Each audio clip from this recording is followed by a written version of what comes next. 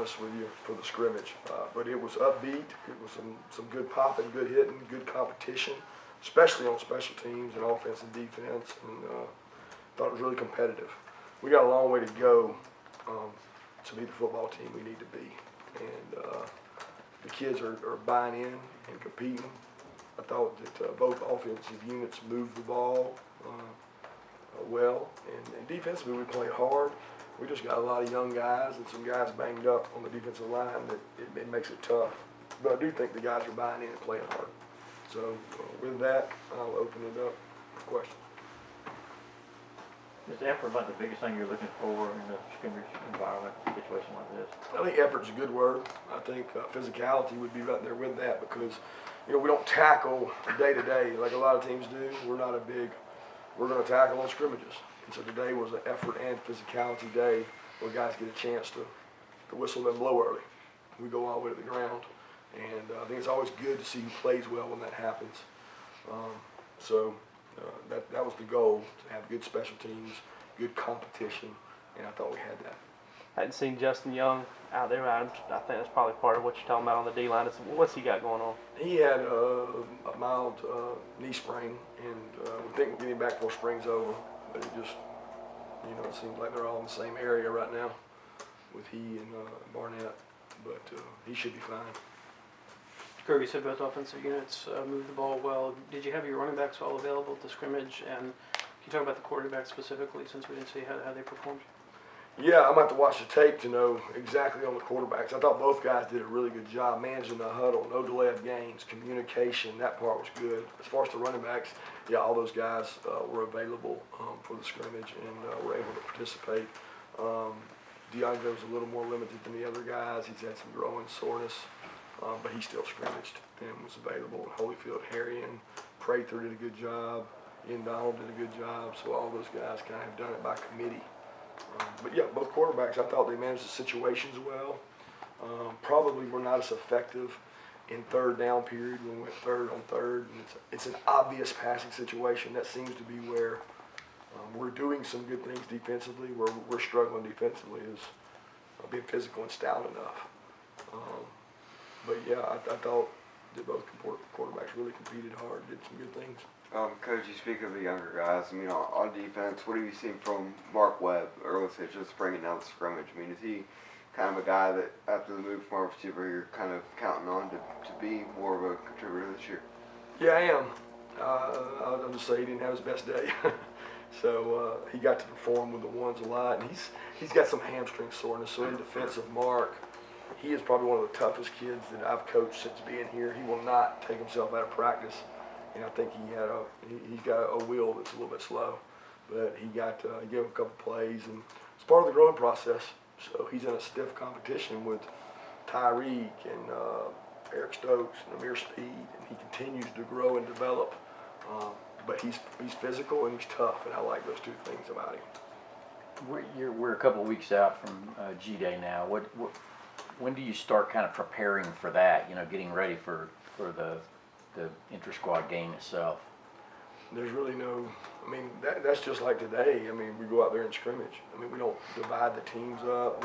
We just go ones against ones and twos against twos, and then we split some of the other guys, the threes up. But there's no getting ready for it. Our focus is on, from this point forward, is trying to pick the right guys after the scrimmage that we think can help our team next year. We'll begin to work on other opponents next year. Each day we'll have spent one period on that, and then we'll work on things that Coach Chaney thinks the offense needs and Coach Tucker thinks the defense needs. But I'm not really worried about G-Day right now.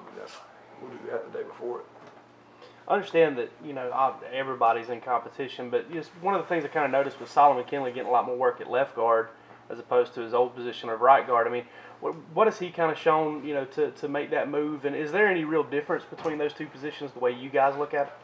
Not really. Familiarity, you got to get reps. The move there that everybody's trying to make a big deal about, we're getting another tackle ready. So we're taking Kendall Baker and allowing him to work at a secondary position, no different than a corner might have to play safety, or a safety might have to play star, or a tackle might have to play guard. Kendall Baker, we're trying to see, is he our best left tackle? Is he our second best left tackle? Is he our best right tackle? Is he our second best right tackle? And most teams in America are guard heavy. So Right. what we want to do is we want to make sure we got those edges secure, and that's just allowed us to get Solomon and Ben more reps, along with Trey Hill and Torrey and those guys. So that's really all that's about. You talk about Solomon. I think a lot of folks, when you look at the discussions or whatever, that Ben moved into that right guard spot and kind of Solomon kind of faded away in out of sight, out of mind. What's it been like as far as his competitiveness and his desire to kind of jump back into that starting spot? What have you seen from him? Well, he's taken a greater concern for his weight. He's done a much better job managing that. He continues to grow and develop as a player. I mean, we had a rhythm on offense when Ben went in that I don't know if it was because of Ben or because of Solomon not being there, but it was a good rhythm. And it was not something that we were going to change because we were playing well offensively in those last 3-4 games. So Solomon knows it's a competitive environment. He knows that Trey Hill and Torrey, we got guys coming in. I mean, it's everybody, and they sit in these seats every day, and we tell them, you put it on tape, we'll put you in. If you get beat out or you don't compete, then we'll play the other guy. And Solomon competes as tough as anybody we got, and I appreciate that. Coach, follow up on the D-backs. I mean, when you were talking about Webb, you listed a bunch of other second-year players. I mean, what are you seeing in terms of readiness, maybe, and excitement to get out there and have an opportunity for guys like Amir Speed, Stokes, and Mark Webb? Yeah, we're a long way away in the secondary. As you know, there was a kind of a unique unit of DBs that had played for a long time around here. And they had taken a lot of experience. So with them gone, we have been anticipating this void for 2 years now. And we've tried to get some guys in here, not only just signing in last year, that can fill that void. But we're not where we need to be. We don't have the depth we need, and we're not playing at the level we need to play. Now, I think they're going against 2 pretty good quarterbacks, and I think they're going against a good wide receiver unit. But we've got to play at a higher level in our conference because our conference, to me, is full of experienced quarterbacks.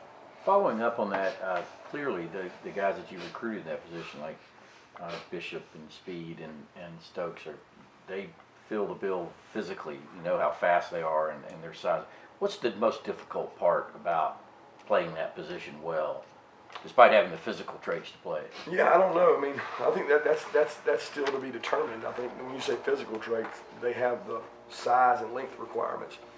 Stokes certainly has the speed requirements based on his 100 meters, but some of those guys at those positions, I don't think they're challenging themselves mentally to learn the playbook, and it's their time, and they've got to step up, or they'll be replaced by the people coming in, because we've got to take guys that have instincts. Instincts mean when the guy moves and goes outside, they got to move outside with him. They can't be slow to react, and right now we're not playing real well at those positions, and those are guys that I would understand it if they were down on the scout team last year and they didn't get reps.